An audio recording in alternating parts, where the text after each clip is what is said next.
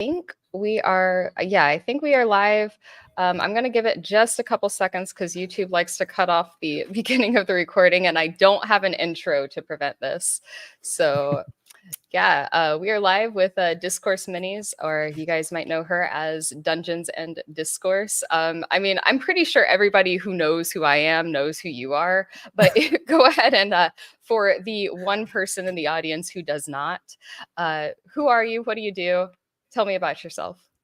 Sure, I'm Discourse. I cover tabletop RPG news and Dungeons and Dragons and just general RPG news on YouTube. Basically, I produce a video every 2 weeks covering those topics. It's, to be perfectly honest, at this stage for the last year, it's been pretty much nothing but wall-to-wall Wizards of the Coast scandals. So that's pretty much kept me busy.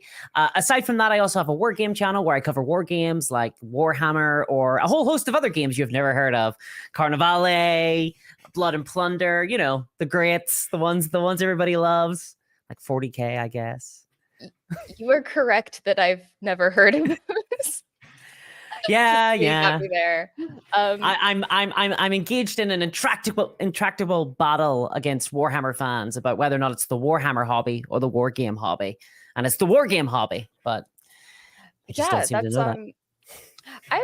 I've heard a little bit about that, so I'm a little bit on the periphery of the Warhammer discourse because I don't play Warhammer. The war games I played, I have been reliably informed, are not war games. I have been told that Twilight Imperium is not a war game. It is in fact a board game. So it's kind of both, right? It's kind of both. It is in the format of a board game, but the gameplay is that of a war game. I mean, the game takes 12 hours. You know what I mean? Like that. I think that earns you a place in the war game list. If you take it the better part of a weekend to play, I think you earn it then. False. I can do it in 10. Optimal. Okay, I see. Right. So you play Jol Nar. Okay. No, actually. So my favorite is the Mentak. I'm Space Pirates. Awesome. They are very good. Yeah. Yeah. I didn't wait. You play Twilight Imperium? Oh, hell yeah. Yeah. I'm a war gamer. Come on. Oh, yeah. Okay. Okay. I didn't know this. That's like that's one of my favorite board games. I've played like 30 games of it. I have like this huge Twilight Imperium box, like my Twilight Imperium 3rd edition behind me. And I have like all the signatures of the players who won, because whenever they win a game of Twilight Imperium, they sign the box, right? Awesome. Awesome. Yeah. That's really cool. That's really cool. Yeah. It's like one of my favorites. Wow. All right. So, okay, so I kind of want to bring this back to the gaming industry just a little bit because something I've noticed about your channel, and this is not a criticism, by the way, but there's like an explosion in the background of every one of your thumbnails. Like there's something going off. There's like you would think it's nuclear war. There is something going down at the games industry. Do you see anything in the gaming industry right now, tabletop game, so war games or RPGs, that is worth being optimistic about? Yeah, tons of stuff. All right. I think the games have gotten better. Like I think the games, generally speaking, have gotten a lot better. I definitely feel like we are, I think that we're in sort of a golden age of RPGs. Definitely, I do agree with that general consensus. Whether or not we're at the tail end of that or just in the middle of something here, I'm not 100% sure. But I feel really positive about RPGs generally. Like I think that gameplay, like there's so much happening in the space. The indie scene has been thriving like none other. It's kind of ironic in that COVID was really good for RPGs in a lot of ways, just generally speaking. A lot of like the nerd kind of spaces really benefited from everyone, not being able to go to their jobs and having to go home and like find all this leisure time. Turns out RPGs are really cool, right? Turns out war games are a lot of fun. Yeah, hell yeah! I knew it. I felt very good about it. That's true. So like a lot of people would say that the golden age was like back in the 70s and the 80s, and this is just people flailing to recreate what was created back then. But it sounds like you don't agree with that. Well, no, I assume you've been talking with a lot of OSR people then.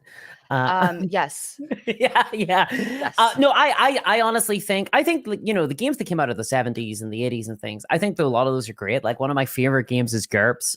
One of my other Mhm. favorite games is Call of Cthulhu. Right, I love those games, but I don't think there's ever been the amount of diversity of games. And the people, I mean, we talk a lot about how no one wants to play any game other than Dungeons and Dragons, but there are some people out there who will play other games, and probably quite a bit more these days than maybe like 5 years ago. I feel like there was a huge wave of people that came into the RPG hobby generally, and a lot of them came in through Dungeons and Dragons. They entered in through the doorway of Dungeons and Dragons. They came in through Critical Role, through Stranger Things, just through 5th edition's launch. But then, it's like, we're like, what, 2024 now? I think a lot of those people are willing to try other things, especially after the OGL scandal. And I think we're seeing a whole new wave. Like, I'm really excited for the future, because I think that Daggerheart, the MCDM RPG, these are really big tentpole games that might be able to pull more people away from Dungeons and Dragons and get them excited by playing different types of RPGs, even if they are in the same wheelhouse as D&D. Okay. So I've heard a lot of negativity, a lot of things that are bad Mm-hmm. about people being pulled into the game from things like Critical Role, just because a lot of these people are theater kids. Which Mm-hmm. I'm not saying anything bad about theater kids. It's not bad to be a theater kid, okay? They will come for you. They will But come for you. yeah, no, look, I got nothing against theater kids. I have them in my own games, but I've heard a lot of negativity because it shifts the type of gamer, the type of audience that WotC is catering to. Would you Mhm. agree with that? Because it sounds like you're largely positive on a large swath of people being brought into the hobby. I think the more people, the better. I think that Okay. it's just more people, the better. I want more people in, because it's easier to find a game if there's more people hanging around, right? I think that more people. I love RPGs. I think they're really fun. I think they have a ton of benefits. I think they're great for socializing.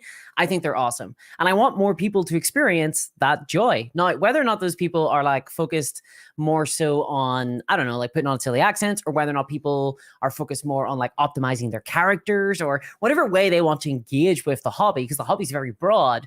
I don't really mind. I don't really care. Like, there's things that I prefer, but to be perfectly honest, the things that I enjoy in RPGs are not what the majority of people have ever enjoyed in RPGs. So I'm used to being the minority in the hobby anyway. I don't mind. I don't care if these people are theater kids, or like, war game only. They just want to optimize their characters. It's all grieving to me. Like, I have a group of people that I play with routinely, and I'm able to find other groups of people, especially online these days, to So play games that I want to play. So I'm gonna say right off here, I Mhm. really like you because you have opinions that are just all over the place. Like Thank you. no, seriously, we box people in with like, all right, this person thinks this, so you assume like a whole list of Mhm. things, but you're not in any camp, it seems. You're all over the place on these. You've given it a lot of critical thought. So I'm in question. Ireland. So I'm in the Oh middle of yes. nowhere. I don't get to talk with anybody else. I kind of wander out of the swamp Mhm. every so often and go, "What's he did a thing?" and then go back. So Yeah. I'm Uh, ruminating. so your perspective's unique here. And I do have a Mhm. question because you said what you Mhm. enjoy in RPGs is not what the majority. What do you enjoy in RPGs? Oh, see, I love. So okay, this. All right, hands up. I don't think that being a DM is that hard. In fact, I think that being a DM is super easy, because the perfect DM gets the heck out of the way and lets the players just do everything, right? I think the perfect game for me is a game where the players have all the agency. Some of the funnest games I've ever been in have been games where we aren't like adventuring party. We were a council running a town, and we had to deal with all these issues, and we're like trying to expand the like influence of the town in the ways that we thought was best. And in fact, that game was mostly us engaging in negotiations with one another. One of us was a merchant. They wanted to like spread out and do lots of trade. One of us was like a soldier and was like the head of the military, and they wanted to conquer other places. So a lot of the actual action of that game was negotiation with other players. I had a blast with that game.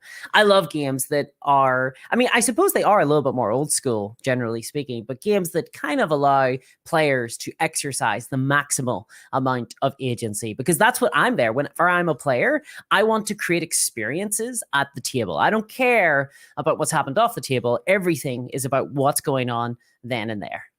So, wow. Okay. Oh man, we're about to be best friends. You So you dropped something on me before the stream started that I was surprised hearing from you.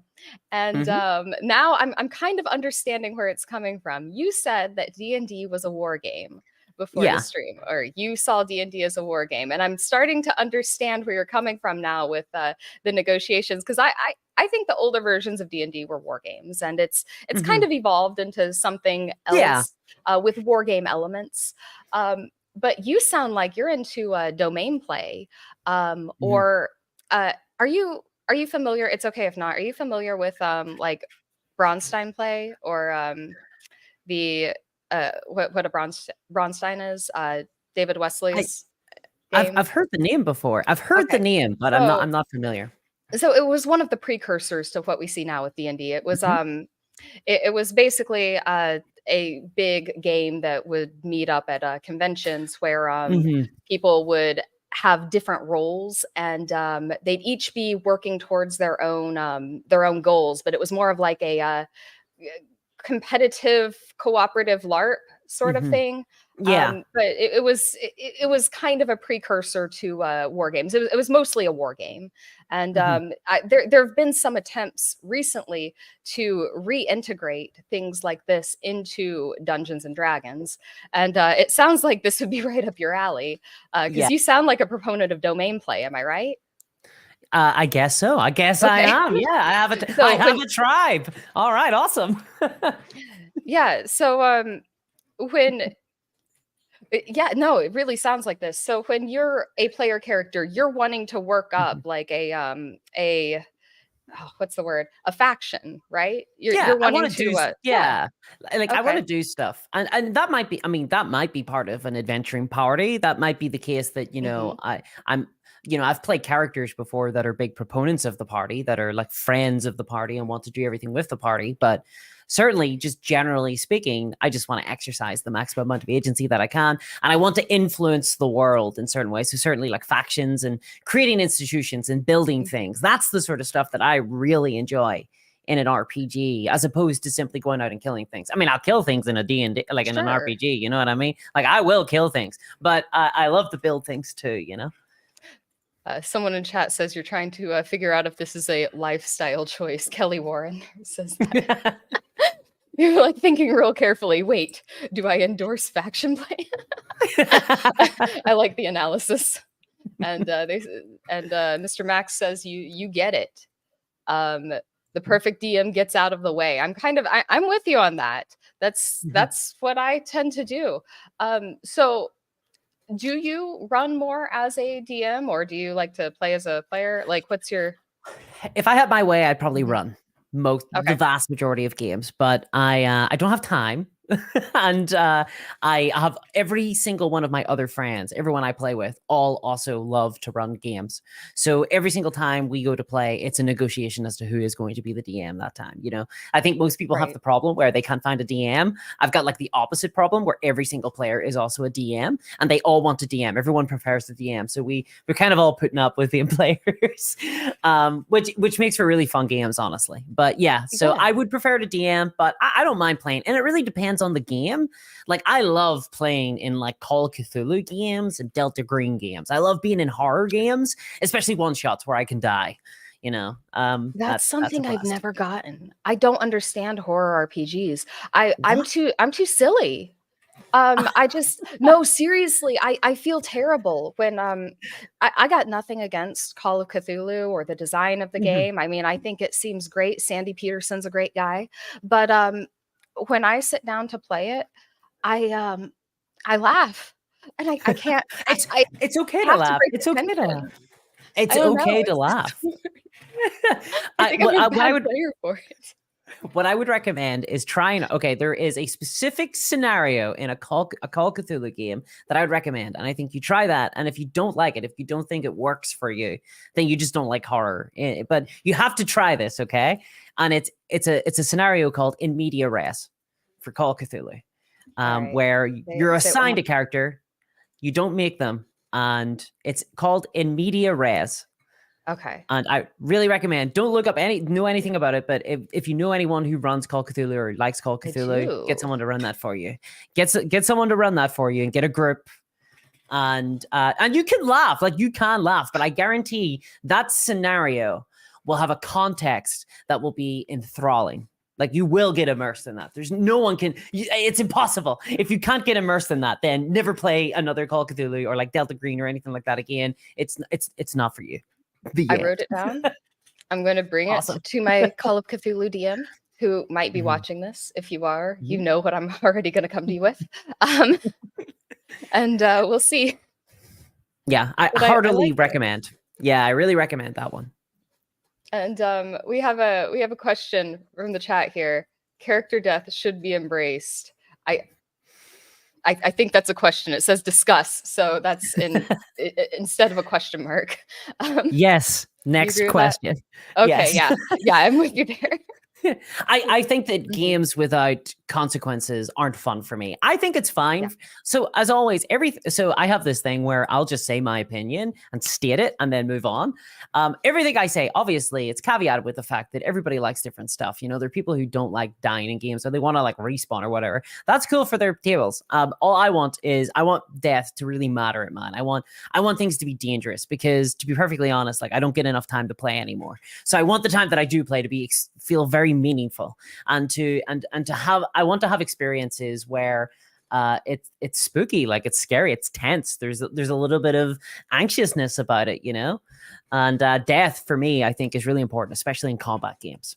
Yeah, I agree, because like what's the point of winning? Who cares if you win if you can't die? Yeah, like, I mean, it's cool to tell us it's cool to tell a story at the table, you know, and you can tell lots of different stories. But for me personally, I like the stories where you can die, and so therefore, you know, your victories are more meaningful to me personally.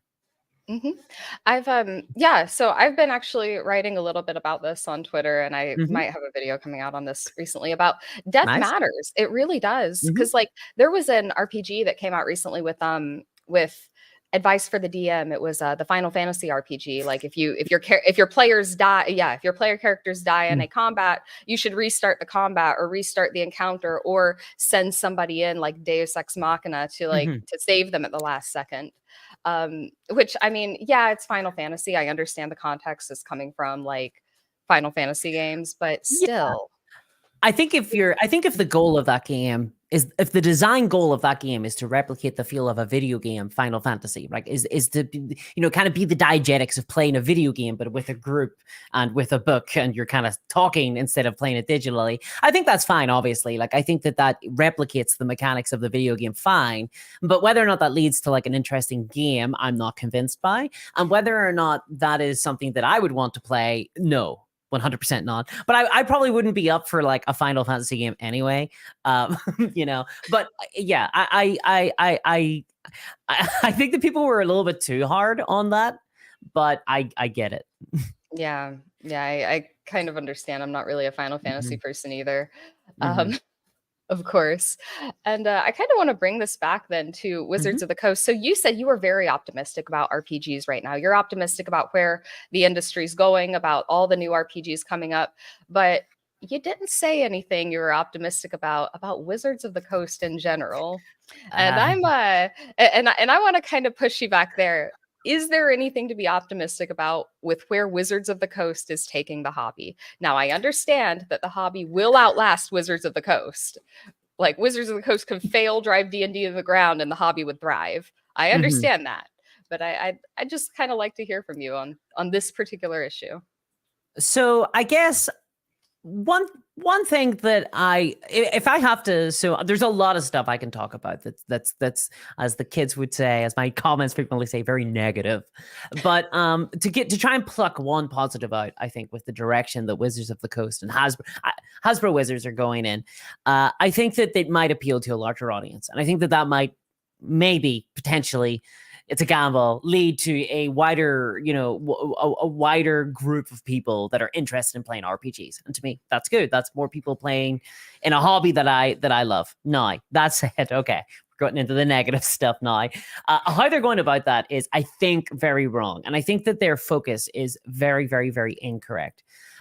Firstly, I think that they're really trying to construct, and this is kind of the problem of Hasbro owning the Dungeons and Dragons IP, is that they're trying to make it into an IP rather than necessarily a game, right? So they're trying to sell it as this brand. They're trying to create, you know, these iconic characters. Like we saw the Player's Handbook, the Monster Manual, the DM's Guide recently come out for the new edition of Dungeons and Dragons, 6th edition, 5.5, whatever it is. The new edition of Dungeons and Dragons, the new books, they're all stamped with IP branded characters. Oh, look at that. It's the Warjook. Everybody remember the Warjook?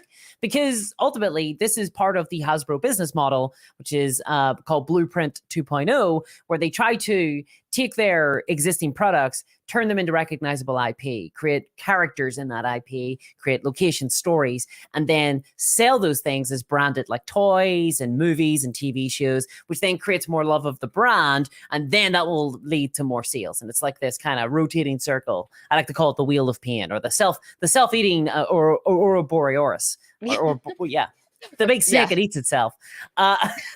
So they're trying to create this massive brand IP out of Dungeons and Dragons. And quite frankly, I don't think that Dungeons and Dragons is that strong an IP.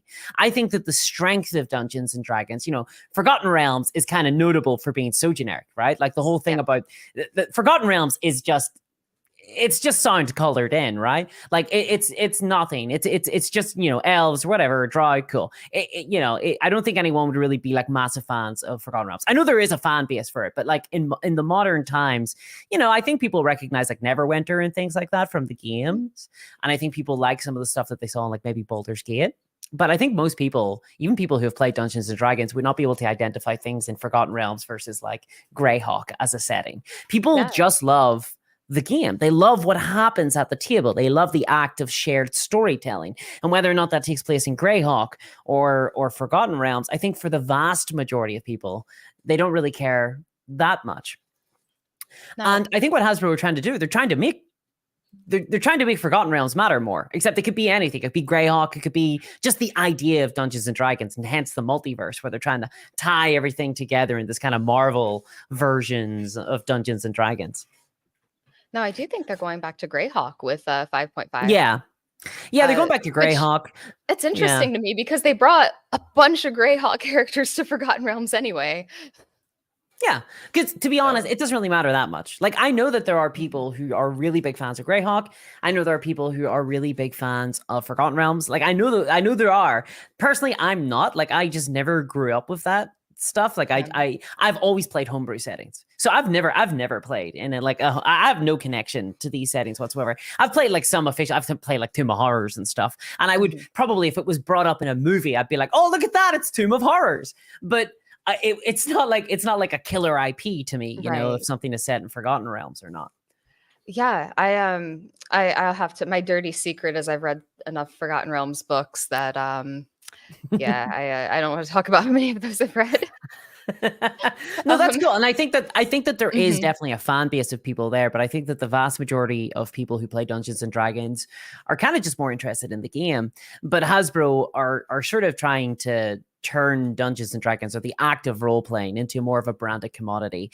Very similar to what has happened with wargaming and Warhammer, where, you know, the vast majority of people know, they call it the Warhammer hobby, you know. So Warhammer is a very popular war game where like Space Marines and Sisters of Battle Imperial Guard, and they're fighting like chaos and all this jazz, all these Murkoch things. And in June, basically, imagine June, but miniature form.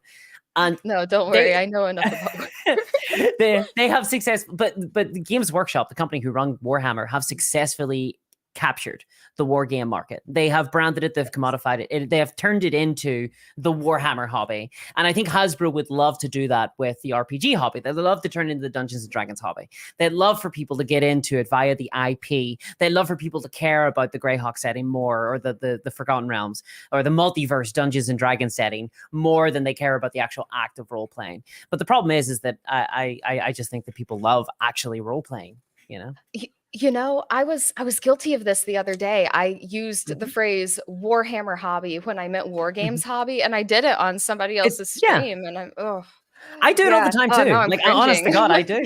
No, I do it as well. Like, it's very easy to do because it's literally it literally is a case where your sort of language gets kind of replaced. Like, you know, like the way we talk is so informed by our context. And so therefore, when everyone's saying the Warhammer hobby or talking about it like it's distinct from the wargaming hobby, but it's not, it's just another war game, right? Yeah. Okay, so there's a series of books, like whatever, you know. And I want to bring it back one more time. Now you mentioned something. You were talking about the new covers on Wizards of the Coast, and somebody in chat, I'm actually trying to find it again, but I've lost it. It's gone forever. Somebody in chat asked he said he thought, here we go, it was Ultra American TTRPGer. He said he believes those covers were made using AI, which is interesting because you just released a video about this, not about those covers, but about Wizards' use of AI. And I'm not sure what I think about that. I've stared at those covers for like maybe an hour total. Is that AI? Is that not AI? And really, I think I'm leaning towards it's not, but that's mostly because I don't want to accuse somebody of using AI when it's a prolific artist who has put out other things looking like that. Do you think they're AI? I don't know. I don't know either. To be perfectly honest, I haven't really looked at them that much. I went, oh look, it's Glorp Shido, and then kind of moved on, you know. Which I suspect most people did too. I think the art looks cool enough. Like I really like the player's handbook. I was less impressed by like the DM and Monster Manual, but I thought the player's handbook looked pretty cool. I don't know, honestly, but I also don't really look like at art trying to figure it out, whether or not it's AI or not, because obviously WotC have had a lot of different instances where it turned out that art that they had kind of commissioned for their products was produced by AI, and I guess. To be fair to Hasbro Wizards, is the first and last time you'll ever hear me say this. But to be fair to Hasbro Wizards, they commission a lot of these pieces from freelancers who, you know, kind of can. There's not a lot of supervision, right, of like the actual work that they're doing, like the actual process of them producing that work and then presenting it to the Hasbro Wizards. Now, obviously, they have a turnover in the billions, so maybe they should be hiring more artists to actually work like as employees rather than like freelancers who are paid on a kind of commission basis. But you know, so I think that AI is creeping into a lot of artists' work these days, especially in the process of building up to it. Yeah, because you were saying in your video, you were talking about every single AI scandal that Wizards has had recently, and there's been a lot, and they're getting more common. And they had that job posting for an AI, I forgot the job engineer, title. Engineer. There we go. So do you think, is the genie out of the bottle on this? Is there anything that people can do, or is this a losing battle? I don't know, honestly. Yeah, I'm not sure. I think that the only thing stopping Hasbro Wizards from using AI in their products is potential fan outrage. So I think that genuinely is the only thing stopping them is the fact that they think that people wouldn't go for it. If they thought that they could get away with it and save money while doing so, they would 100% do it. Like not a problem. And maybe if the OGL scandal hadn't happened, they would. Because they wouldn't have had that demonstration of actually shit can't get real, right? Like they can't fuck around and they can find out. So if they hadn't have had that, then maybe they would have just been like, yeah, screw, what are they going to do? You know, cancel their D&D Beyond subscriptions? So like maybe that would have been the case, but I'm not sure. For what, I don't trust them like as a company. You know, I think that the Wizard creatives certainly probably don't want AI in their products, you know, and I've heard that, you know, as individuals, a lot of them don't. But these aren't decisions that will be made by them. These are decisions that will be made by Hasbro, executive C-class. And those guys, you know, they follow a different tune, right? They've got different considerations. And you wonder how many of them actually know or care about this, because I mean, it could be cases of, all right, we're just going to commission out free art and not ask questions. Or free art, cheap art, and not ask questions. You know? Well, I think they were probably doing that at first, or I mean, the whole AI thing kind of cropped up sort of in the background, but then it happened really fast. Like suddenly it was showing up everywhere, I feel like, and they were probably just taken aback by it. Like I think that the commitment by Wizards, like Wizards creatives, I think that they are totally sincere in their desire to not have AI art in their products. Like I think they're 100% sincere, but I don't think that like executives at Hasbro care. at all. Yeah, and that's how it is a lot of times. The people who are actually passionate and working on things do care about how it turns out. They care Oh about yeah. what their product does because it's a reflection of themselves. Like they don't want cheap looking AI art to be all over their product that they Oh, poured their heart and soul into. Like, I think the vast majority of people, when they're creating something, I think they give everything they have to those products, and the problems arise whenever they're given like unrealistic, time frames to do it in, which happens a lot, or they're not given the proper resources, or they're just not given the tools to work on. I think the vast majority of people, especially in the creative sides, give everything to these games, and the problem is that whenever we talk about companies, we often have to be very imprecise. We just have to talk about the brand because that's really how these things present themselves, right? They're a collection. They're a collective of individuals. yeah. And something is coming up in the chat. I'm not going to quote any specific Mhm. chat message because a lot of people are talking about it. You can probably see people are talking about AI DMs. Do you think AI DMing is going to be a real thing, a real problem? Is that coming for DMs? I have my A answer ye- to that, but I'll hear yours first. Look, a year ago, I would have said no. Like not at all. I would have said not possible at all. It's full. I would have snorted derisively and kind of laughed and went, oh, and that would have been my response. But these days, I'm not so sure anymore. I'm honestly not so sure. I think that the new virtual kind of tabletop system that they're building, I suspect that they're probably building that with an eye to being able to have some form of automation of experiences. Like certainly, I don't think that okay, so first of all, I don't think that AI will be, oh God, I feel like one of those people who's about to make like a very declarative statement about the future and then be shown very foolish. Like in 10 years later, they're like, look at this bozo. But I really don't think that a DM can be replaced by an AI, right? Like, I don't think that it'll be interesting or anything like that. I don't think that it could respond in the same way. I don't think it'll be able to do the same sorts of things. But whether or not there's something like, say, a choose your own adventure style, a solo kind of experience where the decisions and the results of those decisions are kind of randomized or automated by an AI of some kind. That might be the case. I mean, we already kind of pretty much have that in a lot of video games, right? We But do, it's yeah. how far can it go and how reactive can it be? And at what stage does it become problematic? Like what stage does it become like an issue, right? So I'm not sure. What about you? What do you think? Yeah, so I think that I disagree with you slightly. I don't think AI Mhm. DMs are going to replace any good DM worth their salt. Like Oh, if you're but not, the bad ones look out. I think if you are, I think if you are reasonably competent at what you are doing, you will not be replaced by an AI DM. But also, I don't think AI DMs will be any more disruptive on the hobby than games like Baldur's Gate. Mm. If your players didn't quit D&D to play Baldur's Gate, they're not going to quit for an AI DM. Um, Baldur's Gate was pretty that's good though. it was To be good. fair. Yeah. um, look, I think that Baldur's Gate was great for the broader hobby, and I think that we'll see what Hasbro do next, but I think right now it looks pretty swell. But And I think that like anything that makes the hobby more accessible, I think is great. That makes it easier for people to play and try out. sure. I think that there are responsibilities that a DM has that can't be accurately replicated with a DI. But Mm. DI, what is a DI? An AI. Um, Mm-hmm. like for example, table management. An AI is never going to kick out a problem player. An Mm-hmm. AI is not going to be like, all right, let's kind of call on the guy who's been quiet for a while because the Mm-hmm. AI doesn't understand social dynamics. And I think a good DM or GM can look at the table, understand social dynamics, and work off of what the players are enjoying and what they're Mm-hmm. not enjoying, and they can figure out from there, knowing their players a little bit better, because a human's going to get to know them better on a personal level, and a human is going to be able to focus the game on the weird things they're excited about, whereas the AI isn't.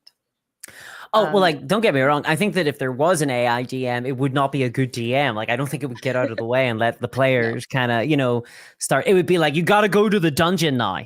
Here is the dungeon that is the game. You've got to go into this dungeon, and then here are the 6 rooms, and I will automate the goblins or whatever, like they will attack the lowest health party. Like I don't see it like kind of being like, all right, David, what's your character feel about that one? I don't see that being like Right. the AI. Yeah, no, Yeah. definitely not. I don't think, but that's why I think that can only come with like a kind of more of a dumbed down experience. I think that the actual gameplay would need to be constrained into almost basically everything I hit. In a lot of ways, it would have to be, you are at a dungeon, you're in the first room, this is it. Like that is the game, right? You're in the dungeon dealing with things, or similar to a choose your own adventure where you're very constrained in where you can go and the decisions that you can make and what can happen.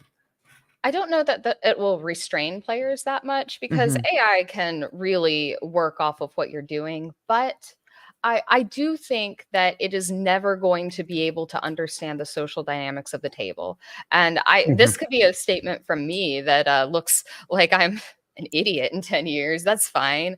I don't mind that. I make a lot of declarative statements and a lot of them will be wrong. But I don't see it happening. I don't see it being as good as a human DM. And I don't mean yet, I mean ever. But I think a lot of people play this game and enjoy this hobby because they like the social interaction. And Yeah. that's something that you just don't get from that. No, I 100% agree. Like it's the same thing. I like by hundreds and hundreds of percentage, I prefer to play in person at a table as opposed to like over a VTT or anything like that, because there is that kind of social connection that you get at a table or amongst other people that I think can't be replicated digitally. And I think that 100% you just wouldn't be able to get that with an AI at all. Like it just wouldn't Yeah. be the same at all. And we have a comment in chat here that says, it will raise the floor, but not the ceiling. I think that's actually quite profound. Bad GMs will be replaced by AI, but AI will not rise above mediocre. I think that's entirely correct. I don't see AI becoming a really great GM. I think it will replace people who are GMing, but they don't actually want to. They're just GMing because nobody else in their group wants to. I think they can be Yeah, replaced by AI, and I think they'll be happy to be replaced by AI. But I don't because think it's going to replace the people that enjoy it. there are groups out there that like nobody wants to DM at all. I Yeah, think one of the problems with that though, because it's kind of one of those things where so long as people want to DM games, like they want to run games, I think they will run games, like because that's it, like the end, like they will just run games.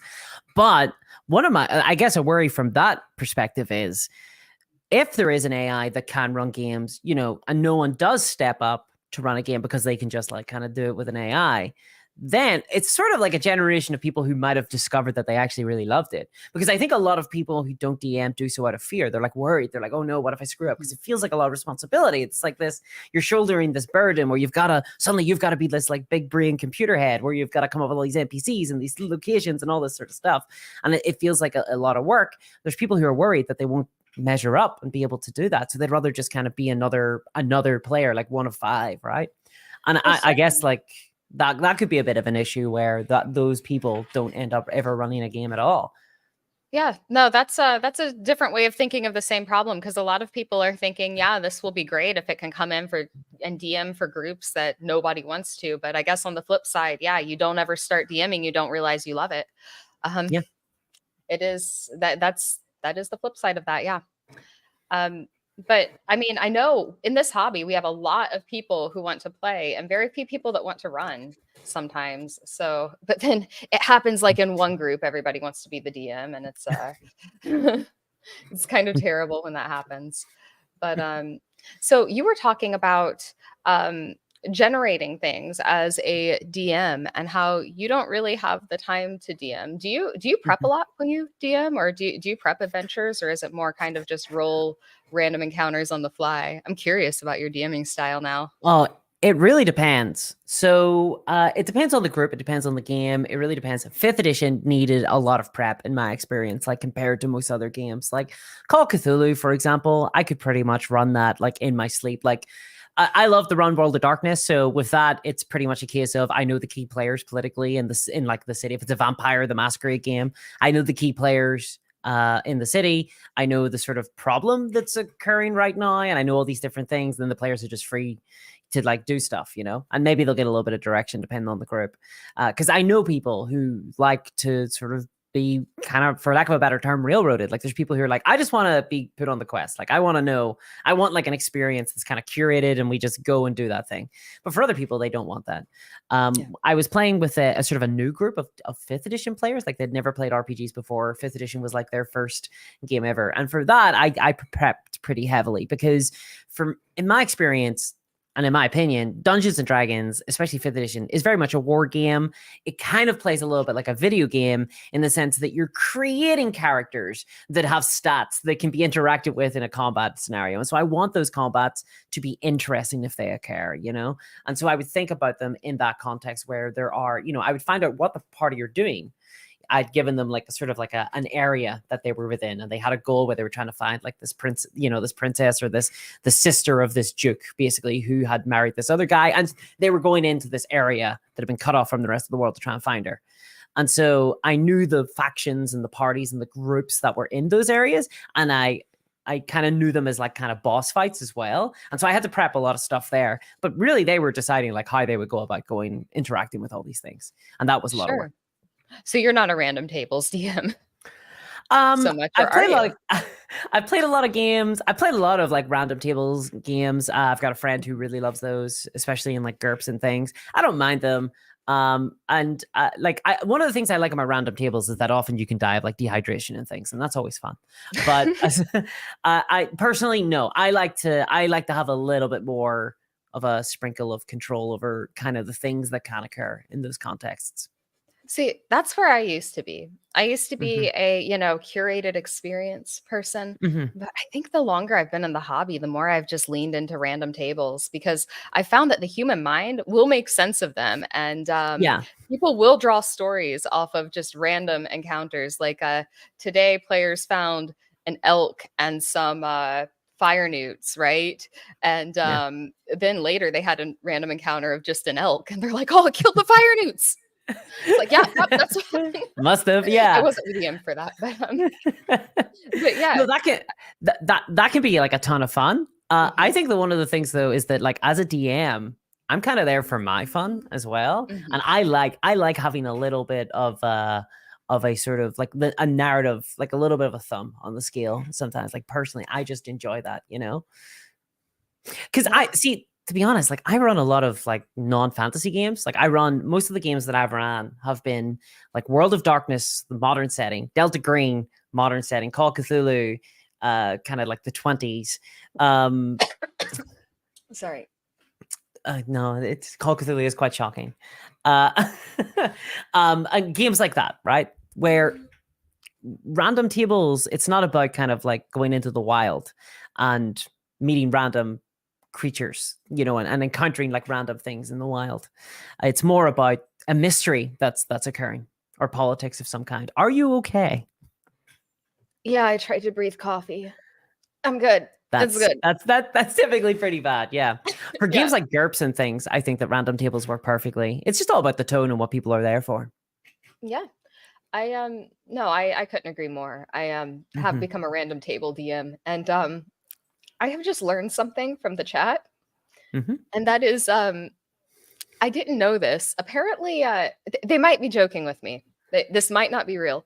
Are AI players a thing? Do people DM for AI players? I probably. I don't know. I mean, I guess it's an okay way to like learn how to run something, maybe. Yeah, like I can't imagine that anyone does it like they're not like, oh boy, Friday night, light the candle, get my book out. All right, Chat GPT, you come across a clearing. What do? You know, I can't imagine that's particularly fun. Like to me, the joy of a game is really in seeing what people do. Like I'm not interested in what an AI kind of generates, like like, you know, kind of polls from Google as to what, like, you know, people would do and sit. And I don't care about that. I want to see what the players do, and I want to impose upon it a narrative, maybe after the fact, but impose upon it a narrative that is creative and fun, and we all get to share it. It has come to my attention it was a shit post, and it worked because I took it seriously. So yeah.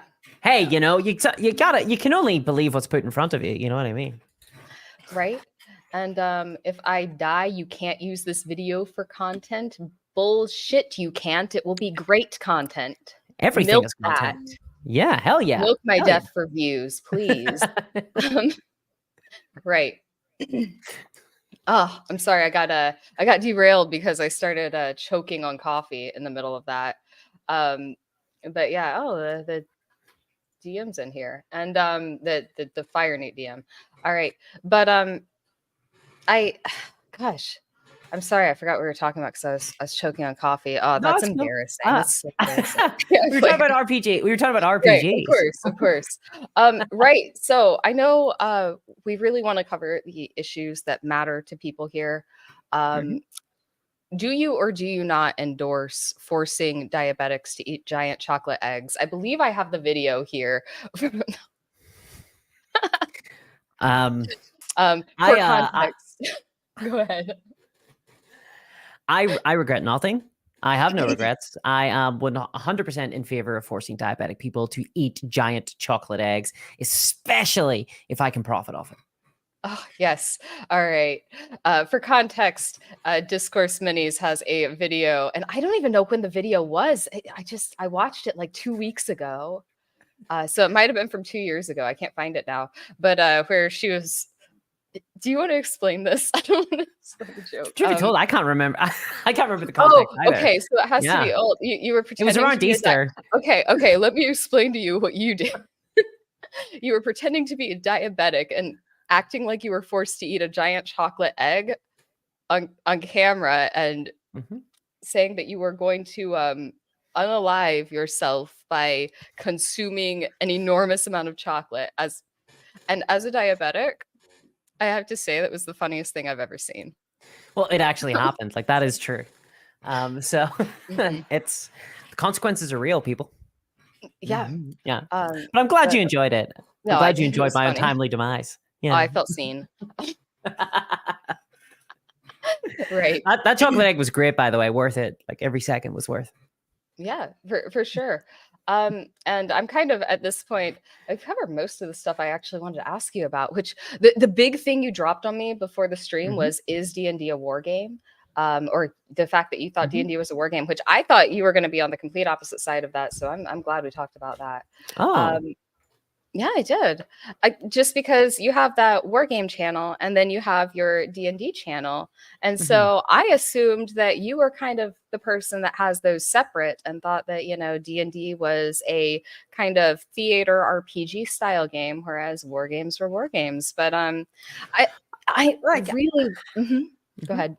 Well, I was just gonna say, like, I think that I think that wargaming as a term is kind of complicated, right? Because like you get like Twilight Imperium at one end, you get kind of Dungeons and Dragons, you get like Warhammer and like Carnivale, and there's games where you build your own miniatures and you play with four of Mhm. them and you play against other people's other four miniatures and stuff.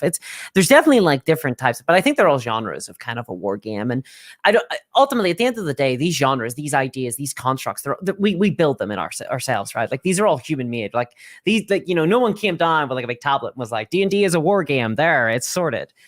We're kind of, it's amorphous. It's a role playing game. It has war game elements, right? Where you play on like I think that the best way to play D&D is to play it on a grid with models to try and work out positioning and have a tactical combat game, because ultimately I think that's where D&D is best as a tactical combat simulator, and I think that's why Baldur's Gate 3 was so much fun, because it just embraced that element. But yeah, like it's so in that sense, it's a war game. But there are theater elements. You have to put on a silly accent when you say I cast fireball. You have to say it like as a German or whatever. So like there's definitely theater elements to it too.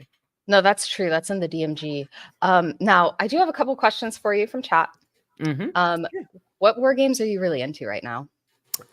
Right now, I am playing a lot of Mantic Games Firefight, which is sort of I could be really rude and say that it's kind of like a discount Warhammer, kind of sci-fi game of the corporations ruling like the galaxy. But I think that would do it a little bit of a disservice. It's a ton of fun. It's like a D8 based game, but it is like that Warhammer scale, that size, where you've got like an army of dudes and you're going up against an army of someone else's dudes. I'm playing a lot of that right now because I'm going to review it for my Patreon plug this month. But yeah, I've enjoyed that. I tell you what, if you want to get really spicy, Daggerheart is or Daggerfall, Daggerheart. That's it. Daggerheart. I've been playing a Daggerheart, lot of that as well. the Matt Mercer game. Yeah, I've been playing a lot of that. I've Okay, been enjoying that. I've That has a lot of war game tactical elements as well, although it's less so than D&D, I would say. that's interesting. I always thought that Mhm. was a rules light one. So the only It thing kind of it go ahead. reminds me. So personally, it reminds me of like an MMO, like a massive like it. To me, it felt like going from World of Warcraft to Guild Wars 2. If that means anything to anyone out there, it kind of felt like where your decision making is constrained to fewer buttons, but you could still press. You're still pressing buttons in combat. You're still going, I do this ability, and when do you do that? Yeah, so that's interesting. The only thing I know about that game is it had a real wonky initiative order, from what I understand. It was more by a Powered by the Apocalypse style initiative order where like everybody is supposed to jump in at once, which Perfect, is that perfect for me. Oh, really? You like that? Okay. Well, I'm very loud, so I could obviously Yeah, yeah. dominate the table See, and get to do everything I wanted to do. Yeah. that's why I don't like it. Not because I'm not loud, because I can be, but because Mhm. I always worry that there's like the one guy at the table that waits his turn and is really quiet. And like by the time he gets to say anything, well, everybody else has already done their thing. But I don't know. I've never tried that. I've never tried Daggerheart. Yeah. So my issue with it is that I was really self-conscious of the fact that I can be quite loud and that so it's something I struggle like that I genuinely just as a person, it's something I'm always trying to be conscious of because I have a tendency to like be very boisterous and things at a table. And so it's like you're trying to mitigate that, right? Because you don't want to be the person that like leaps over and says, aha, yeah, I do this and I do that. You don't want to dominate the table. So I kind of ran on pub etiquette where I just kind of waited for other people to do stuff and then I would try and do things. But I'm lucky in that I'm part of a group of players that are all relatively strong, like pretty, most of them are strong personalities, apart from a couple. So they, it worked well for us because we've been playing games together for like 15 years or so. Whereas I suspect that for other groups or like casual, kind of like groups who have just met each other and are playing for this game specifically, they would struggle with that because for anyone who doesn't know, there's no initiative. You just the party go, and so the party can decide amongst themselves how they want to go. Personally, I liked it. It like works for me, but because I want Daggerheart to feel as different from Dungeons and Dragons as possible, and that definitely felt very different from Dungeons and Dragons style. Plus, I find initiative kind of tedious, so I thought it worked for me. But I'm happy they've got a sort of like another system, like an optional system that you can engage in to use like a similar initiative system that D&D, I think. Yeah, I'm a proponent of side initiative Mhm. when it comes to in-person games. However, Mhm. whenever I'm playing online, I have to use individual initiative because I've had groups that really do not like side initiative online because everybody's trying to get in at once, and when you're online, people can't have Mhm. side conversations. So Mhm. I think in person versus online makes a huge difference there. Mhm. Another question for you from the chat: do you think Call of Cthulhu is a war game? Or are you a proponent of all RPGs are war games? Or is it just certain Yeah. ones? Like I said, I think it starts to fray at the edges of these genres as they mix and meld with one Yeah. another, and that's kind of where the action is, right? Like where we're trying to figure out like where things are. That actually tells us a lot about what a war game is and just a pure role playing experience is. Because even with like so for like even with Warhammer, you're still doing voices. You're still going, yeah, my space marine like walks over here with his chainsword and he like cuts down your dude, right? You roll the dice and you see what happens at the table. Just because it's a competitive game doesn't stop that. Everyone is still describing stuff that happens. That's why it's so fun. Uh, Okay, okay, I disagree with that. I've dated enough Warhammer boys to know that they do not do voices. They take it extraordinarily seriously. well, everybody's different, but if any of them play orcs, I bet they at least did a wah every so They did, often, and right? I think they played like Imperium or something. Is that a Mm. faction? Is Imperium a faction? Yeah. Well, Imperium. like yeah, the Yeah. Space Marines are Imperial Um, Guard. But at the table, like you are describing, like you're like, okay, well, my guys are going to fire here. If it's a pure, like, if you're just like there to get it done. uh-oh. Oh, Oh, we lost you. You were, camera. yeah. Oh Well, can no. you hear me? Yeah, we can hear you. Okay, All one right. second. Oh, oh, oh I'll get boy. that fixed now. right. It's okay. I know what's happened. All And I right. knew it would happen as well. I unplugged it earlier to charge my phone. I was like, I bet this goes off at some stage and I forget about it. So I'm just going Oh to fix it now. no. It's all But right. what was So I going to say? Yes. So Call of Cthulhu. Whether or not that's a war game, I think that it's less of a war game than Dungeons and Dragons. Definitely, I think it can be played like a war game, and I know people who play. There's a game called Pulp Cthulhu, who play that. Aha! I'm back. There's a game called Pulp Cthulhu that is basically Call of Cthulhu, but a lot more action packed, a lot more combat oriented, where you're kind of fighting like cultists and trying to prevent the old ones from coming with shotguns and dynamite. And that's played often on maps because you need it. You need that precision for a lot of combat, and that feels more like a war game, But personally, for okay. me, I play Call of Cthulhu So like a horror experience. Like I'm doing a voice, and a monster's coming for me, and I'm running. right. So it sounds like you're a proponent of just, these genres have very fuzzy edges and it really depends Mhm. on how you play a game and how you and it's up to people to categorize their own games mostly is what it kind of sounds like to me. Okay. Yeah, I Mhm. can I can understand that. And somebody's asking, how do you feel about the Trench Crusade controversy? I don't know what that is, so you can Me answer it neither. or not. All right, cool. Trench Crusade is a new game coming out that I think is kind of cool, and I think that what's really interesting. So Trench Crusade is a new war game. I think that I don't know if it's been kickstarted or it's going out for Kickstarter, and I think one of the really interesting things about it is that it seems to have gotten very popular based on its aesthetic, which is something that Warhammer is really pop. People love the aesthetic of Warhammer, but many of them, don't want to like pay the extortionate amount of money that it takes to purchase miniatures for Warhammer. And most other war games try to compete with Warhammer by saying, look at how affordable our miniatures are, which is true. Like most of them, Warhammer, by the way, like anyone in the RPG sphere who don't know this, Warhammer is very overpriced. It's extremely overpriced. Every other war game is like 60 to 50% cheaper. Okay. Just FYI. You can get like twice the amount of miniatures for any other game. Anyway, That's most insane. other, Yeah. yeah, it is. Look at historical miniatures, look at other sci-fi games like that Firefight game I was talking about earlier. You can get a full army for £75. Like, and you're done.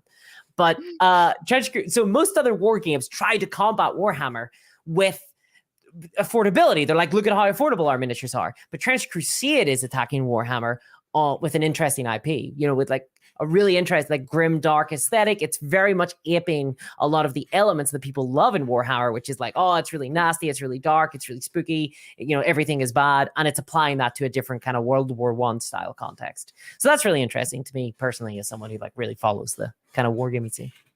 Yeah, this isn't something I knew about. Mm-hmm. I enjoy Dungeon Delver's comment that 3D printer go burr. Um, I'm not sure if they're not legal for tournament play. I assume, but I So no, no. so for Warhammer tournaments, no, because Mhm. Games Workshop. Well, it's kind of one of those things where Games Workshop own a lot of the world championship, basically, like the kind of like the tournament organizations, and so they have certain rules, and certainly you'll never be able to play in a Games Workshop store with non Games Workshop miniatures. I do think they have like a formula of like a certain percentage of your miniature must be from, because you can still kit bash miniatures, you can meld together different kits, but certainly I think they've gotten very stringent on 3D printed pieces. But you can play in most third-party stores. Most third-party stores won't mind at all. And in fact, probably, well, maybe not encourage the 3D printing because it's hitting into their margins, but All right. And we have a lot of people in chat talking about BattleTech now because I do happen to know your BattleTech stuff, so I'm not going to make you go into that if you don't want to.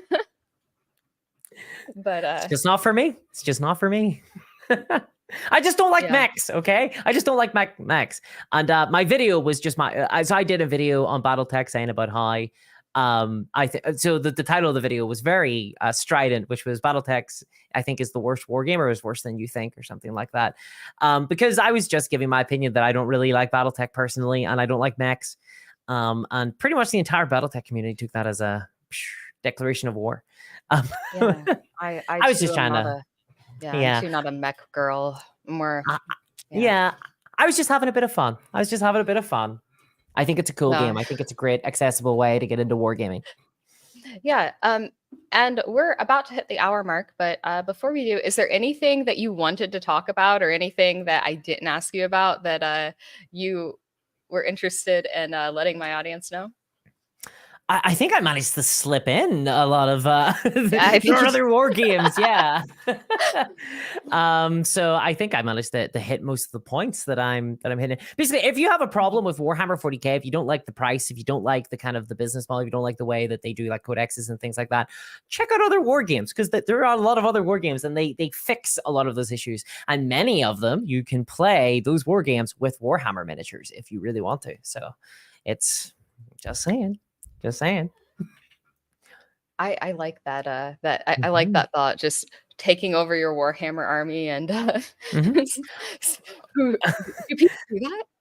Well, like, right now I'm playing Firefight right now with my Warhammer miniatures. So I've got my Sisters of Battle army, and I'm playing as like the Enforcer faction from Firefight. I'm just proxying models. I'm like, okay, this model means that thing. You know, this Penitent engine is actually like a Strider mech walker for the Enforcers, because I don't have the time to build and paint them right now. Not to get the review out for this month. You know, I heard something about Warhammer and women who play Warhammer. Apparently, Sisters of Battle is not the top faction that women play. It's Tyranids. And I didn't know that, because I would totally be a Tyranids player. So, like, yeah, all right. No, like I can totally believe that. So it's kind of funny. Whenever I first started, I started in like 2004 or so, and at that time, the Sisters of Battle army were the witch hunters. They were actually the Inquisition, and then they had like some Sisters of Battle units and some like Inquisition and Church units and things, and that's what I got into, and I really liked those because I like the Inquisition more so than the Battle Sisters. But now at this stage, it's just all Battle Sisters, and it's kind of grown on me. So. Yeah. Yeah, I don't know anything about them, and I'm not going to pretend to learn to know anything about Warhammer lore. But anyway, this has been a wonderful conversation. I thank you very much for coming on my channel. It means a lot to me. Next week, guys, I'm going to be speaking to the Dungeon Delver, as if you've never seen that pairing before.